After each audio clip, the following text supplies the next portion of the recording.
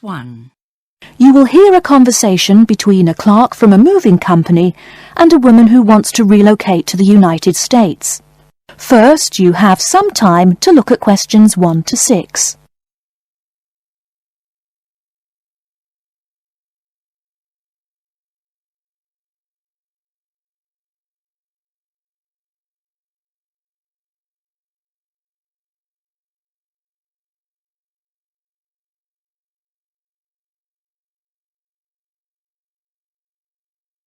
Listen carefully and answer questions 1 to 6. Good morning, ma'am, and welcome to Australia's Moving Experience. How can I help you? Well, I hope you can help me. I'm so up in the air right now. Just calm down now. Let me guess. You're moving and it has you a little confused. That's it exactly. You see, I'm relocating to the United States next month, and I'm having a hard time getting organised. Here, fill out your name and address and let me ask you a few questions. Oh, what should I call you? My name is Jane Bond. OK, Jane, first of all, what's your work phone number? In case I have any questions about things. My work phone is 9463 550. But please try not to call me too often there. My boss hates personal calls. So does mine, ma'am. So does mine. And what address should we ship your things to? My new company is letting me stay temporarily at 509 Clark House. That's CLARK. 1137 University Drive in Seattle. Seattle? Beautiful city, I hear. Mountains right beside the ocean almost. Cooler than Australia too. OK, and when should we come pack your things? I guess that would be on Monday, March 11th. Do you want any help with an after-packing clean-up? We do that for a small additional charge. Yes, that would be helpful. I promised the landlord I'd give her the keys back by 5 p.m. on Thursday the 14th. Great. We'll just schedule the clean-up for that day.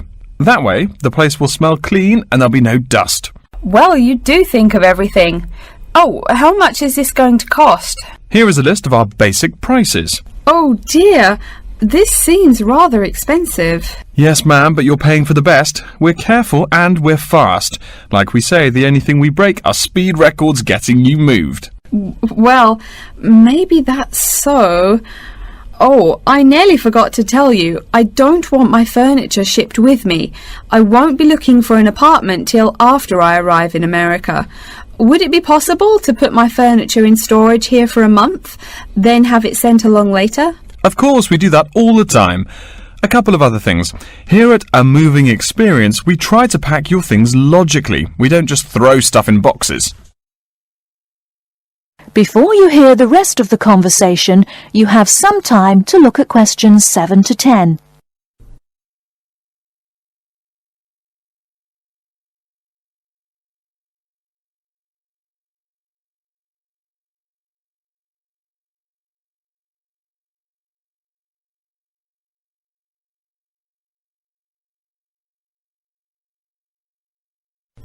Now listen and answer questions 7 to 10. Do you have any special requests? You know, things you want packed in some special place so you know where to find them. Like what? Oh, I don't know. Things like dishes, maybe. Not to be rude, but you look like a lady who likes to eat. Ah, yes, I need my dishes and things where I can find them quickly. Great. We'll put those dishes and cutlery in what we call the emergency pack. Can you think of anything else? I do have an antique tea kettle my great-grandmother gave my mother. I wouldn't want to lose that. So I guess you'd better put that in storage with the furniture. Grandma's tea kettle with the furniture. Got it. Say, how about things like your alarm clock? You don't want to miss your plane on the big day, right? Well, you certainly think of everything. Yes, that's right. I'll also need my alarm clock where I can find it. Fine, we'll put that in your personal package. And of course, we'll give you a list of where we pack everything. So all you'll have to do on Thursday the 14th is grab your luggage on your way out the door. I couldn't help noticing the new CD player you're carrying. Is that a Samsung? Why, yes it is. One of their best. Cost me nearly $100 it did. Do you want to take special care of it? I mean, it's brand new. Take care of it, but nothing special. You can just put it in storage with the furniture. That looks like everything we need here. I guess you're all set. That was certainly quick. Thank you, young man. This has been a most moving experience. That is the end of part 1. You now have half a minute to check your answers.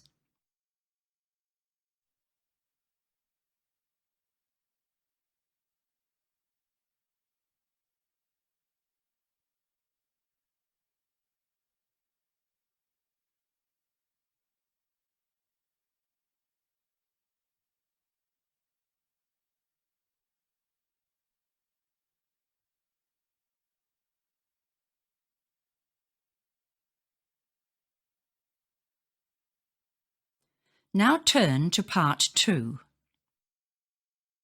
Part 2. You'll hear an introduction to a conference on computer system language learning. First, you have some time to look at questions 11 to 16.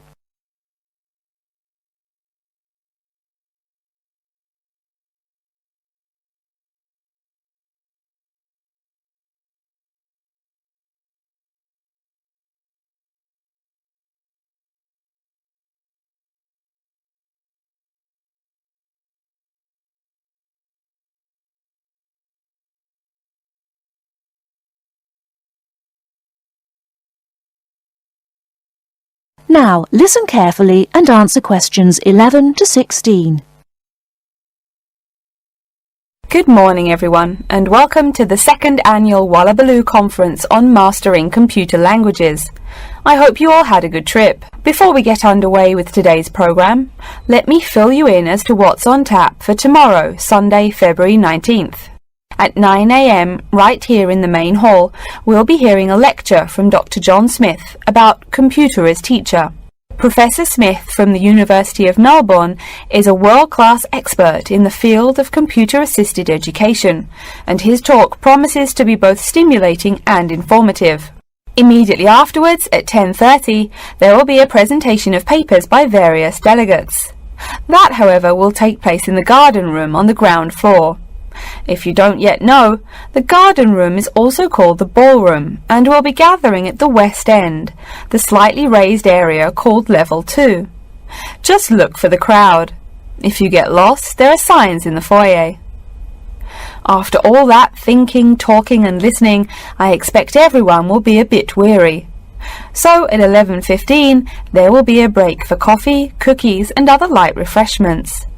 These will be available at the aptly named refreshment stand, placed by the door back here in the main hall. Also, if you choose to skip the formal lunch, you can buy a packed lunch at the stand for a reasonable price. I strongly urge you, however, to join us at the formal lunch. That won't be till 1 o'clock sharp, so you have time to stroll about town a bit. We'll be eating at the Seaview restaurant. The restaurant is located right here in the hotel on the top floor. It's a good dozen flights of stairs, so I suggest you take the lift on the ground floor, eh? If you're not fond of fish, there's an all-you-can-eat barbecue available as well. They even offer wallaby meat. After lunch, we'll troop back downstairs to level 2 in the ballroom for the presentation of further papers, which will begin at 2 p.m. Please try to be on time. I know you'll be a bit tired after lunch, but the ballroom echoes so with people coming in late. Thank you in advance. Once we've heard the papers, we'll break for afternoon tea at 3:10 p.m. No need to walk. The manager of the refreshment stand has graciously agreed to have tea served in the ballroom. He's even promised us some special scones, baked from a recipe of his dear old Scottish grandmother.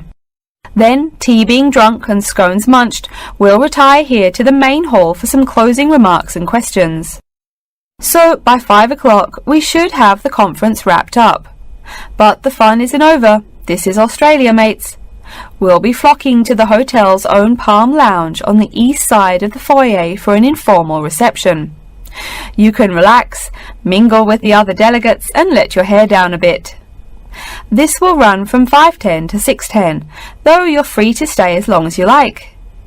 The lounge manager has informed me that for the duration of the actual reception, you can have all-you-can-drink beer for $20 with purchase of an advance ticket. Before you hear the rest of the talk, you have some time to look at questions 17 to 20.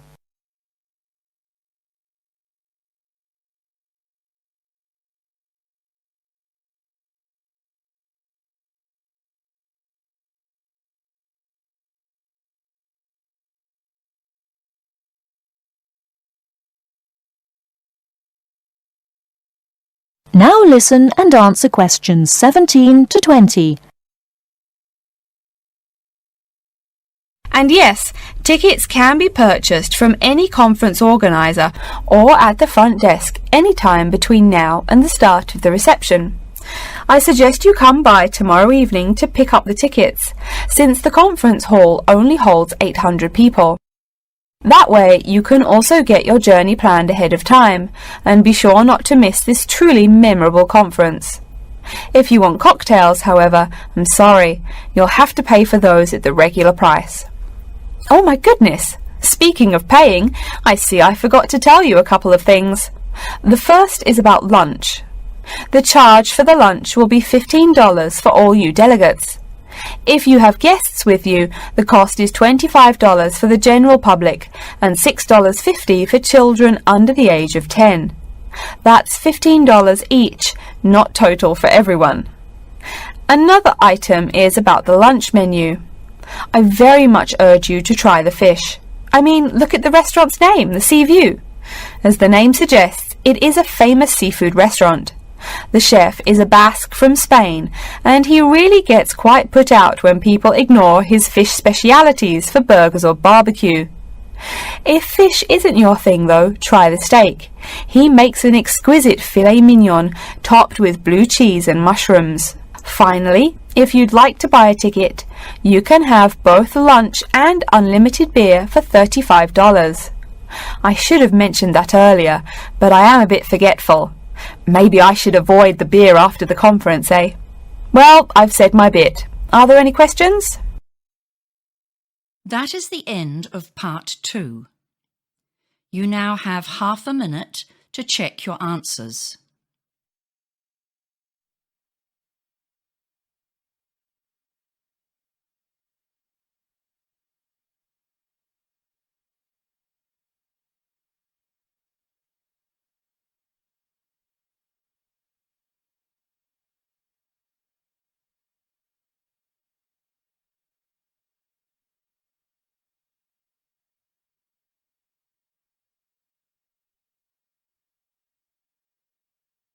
Now turn to part 3. Part 3. You will hear a student called Tina asking Professor Van Diesen for advice on choosing courses. First, you have some time to look at questions 21 to 26.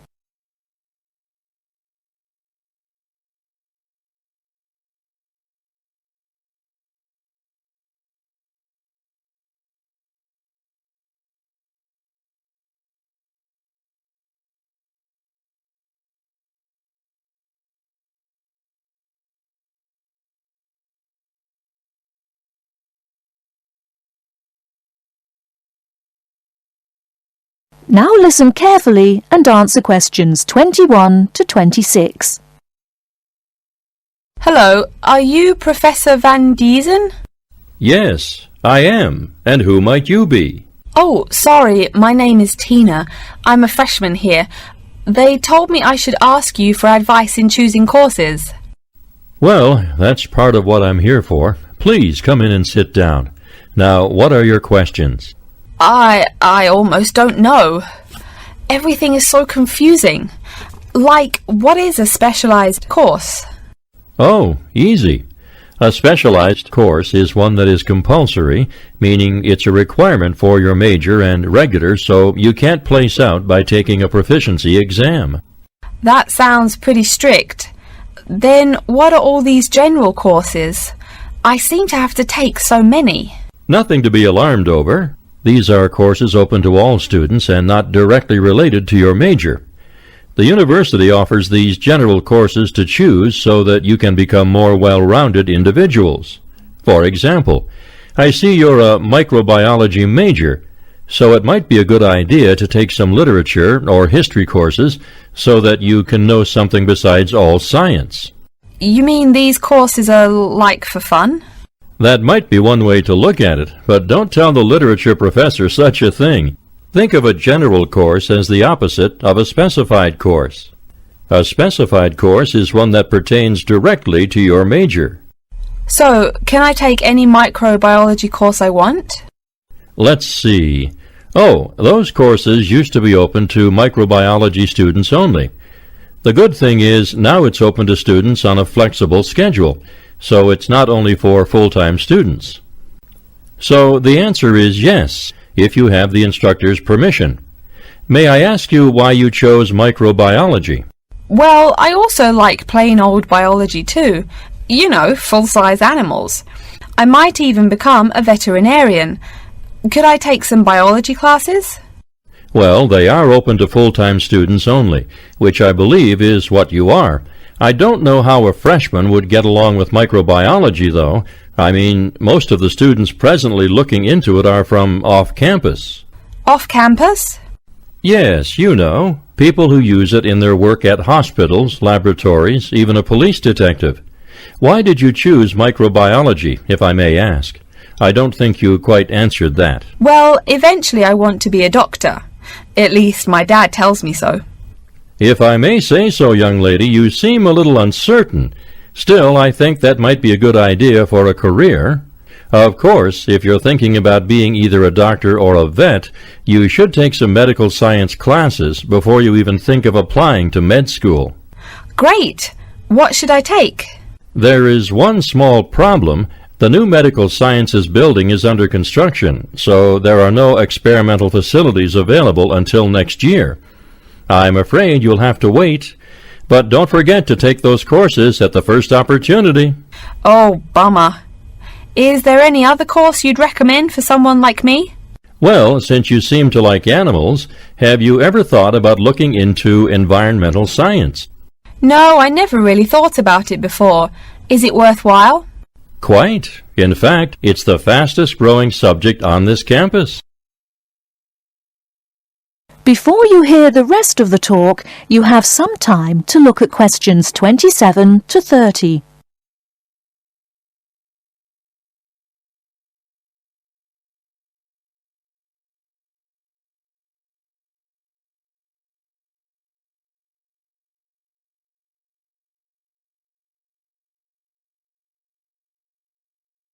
Now listen and answer questions 27 to 30. I'm sorry, I couldn't help noticing the long list of classes you've written out there. May I have a look? Oh, sure.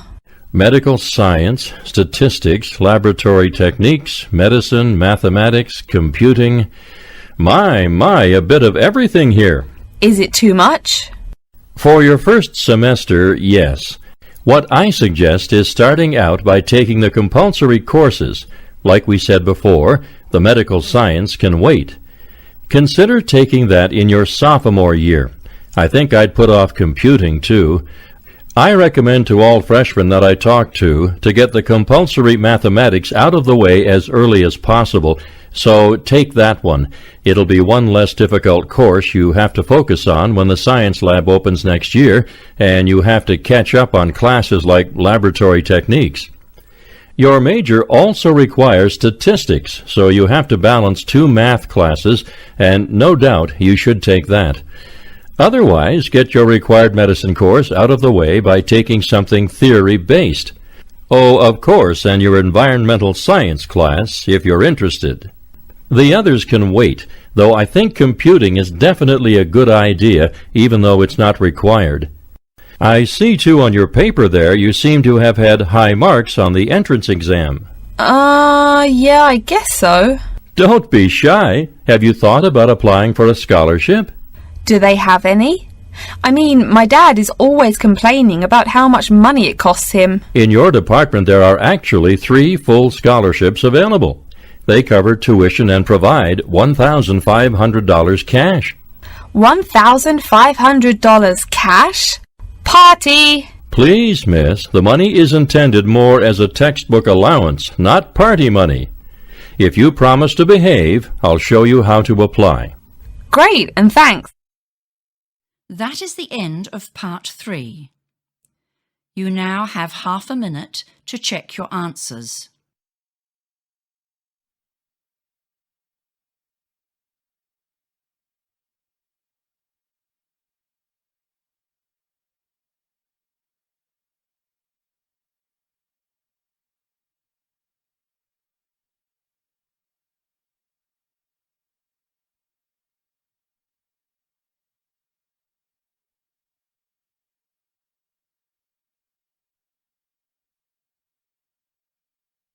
Now turn to part 4.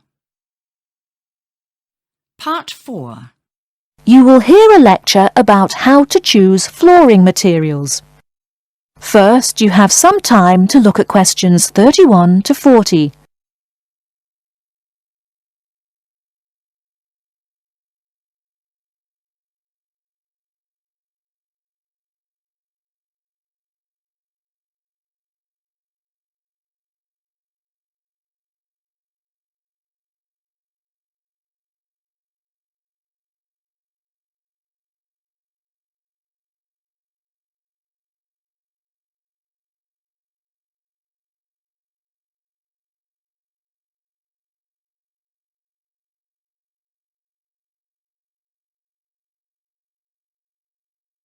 Now listen carefully and answer questions 31 to 40.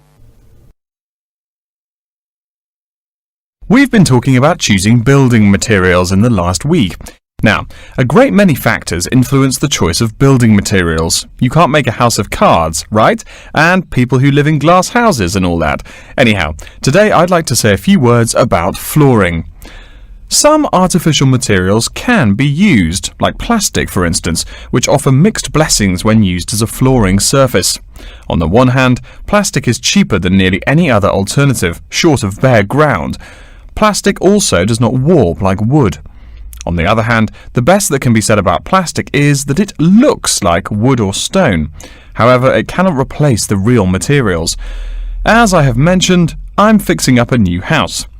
The decorator my wife hired told me plastic does a great job of looking exactly like plastic. Besides, it scratches easily, fades or discolours, and starts cracking within a year or two. So, if you're fitting out a sleazy hotel or plan to live in a trailer park, go with the plastic. Really though, for all intents and purposes, this leaves us with wood or stone as choices for flooring. Stone and wood are alike in at least one respect. Both go through processing before they can be put to use. Since few of us cut our own lumber or quarry our own stone, this is not perhaps a pressing concern. Still, do-it-yourselfers would do well to remember to buy only properly seasoned wood. Unseasoned wood warps, and a warped floor quickly becomes firewood, and its owner quickly becomes poorer. Likewise, except for dull-hued materials like slate or sandstone, most stone floors are polished before installation. The choice goes well beyond just wood or stone. Each type requires many further considerations. A few special remarks are called for when considering wood. For example, as always, aesthetics, personal taste and layout all play roles, as well as the type of house or room. Oh, and certainly don't forget the cost. When it comes to cost, a rule of thumb is that the softer and less exotic the wood, the lower the cost. In the US, for instance, pine is both ubiquitous and cheap. Mahogany is imported and exorbitantly expensive. If you're on any kind of budget when remodeling, it's really helpful to remember to go for the softer woods. Aside from cost, there are still lots of different factors that are important in choosing the best flooring for the job. Continuing with the example of wood, one must consider the effects of each type of wood on the mood of the room. When selecting the best wood to use, particular attention needs to be paid to its grain patterns, texture and colour. In rooms where relaxation or deep thought is the aim, say bedrooms or the study, dark, strong-grained woods are the rule. Here, the grain ought to match the furniture for a feeling of homogeneity. In rooms where activity and motion are typical, the dining room or living room, lighter, finer-grained lumber is more suitable. In such a setting, the wood grain might be useful in offering a contrast to the furniture. This leads to a feel of subconscious excitement in keeping with the room's function. In either case, though, consult a decorator. It is a decorator's job to know what materials to use to fit the function of the room. Though some things about putting together a room are subjective and based on one's individual taste, materials appropriate to a room's function are much more straightforward. A decorator takes the needs of the customer and uses a mathematical formula rather than subjective words. Since feelings vary from person to person, verbal descriptions of wood types tend to be ambiguous. You want the wood you select, not something approximate. And if you do decide to do it yourself, remember that all wood must be treated with preservatives to enhance its appearance and preserve its natural beauty. In the case of stone, or quarry tile, as flat-cut flooring stone is properly called, a new set of considerations must be weighed up. Simple colour aside, the degree of reflection must be kept in mind. This is called the reflectance rate, which is expressed in a number between 0.0 and 1.0, depending on the amount of light it reflects. At one end of the scale is polished silver. At a rating of 1.0, this shiny surface reflects nearly all of the light directed at it. Numbers closer to 0 describe materials that absorb more light. Moving down the scale a bit, we see that plastic that has been painted white has a rate of 0.8, which makes sense. We know that the colour white reflects all other colour, while black absorbs all colour, and plastic itself is a relatively reflective material. Materials that are denser and darker have reflectance rates much closer to 0.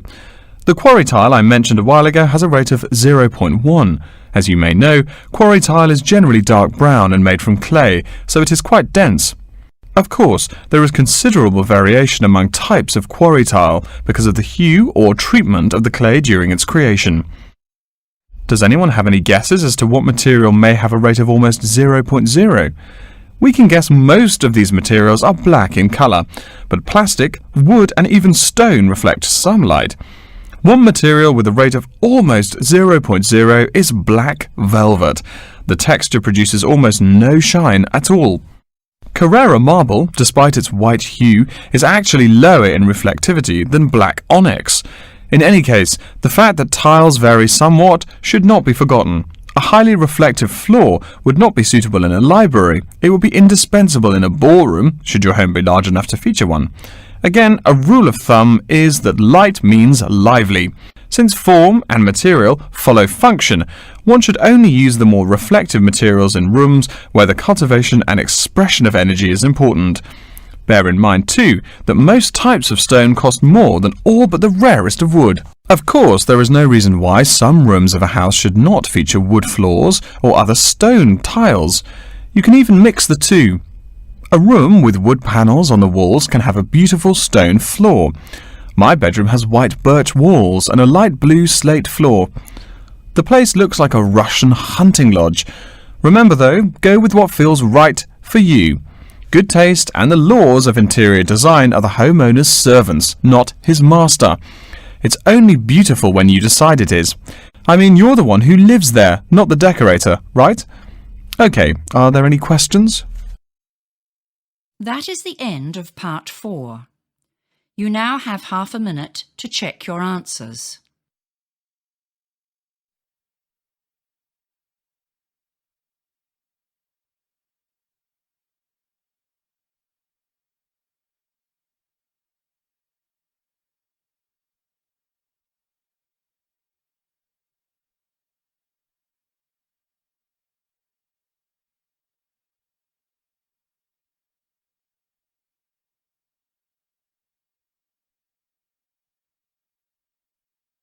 That is the end of the listening test. You now have 10 minutes to transfer your answers.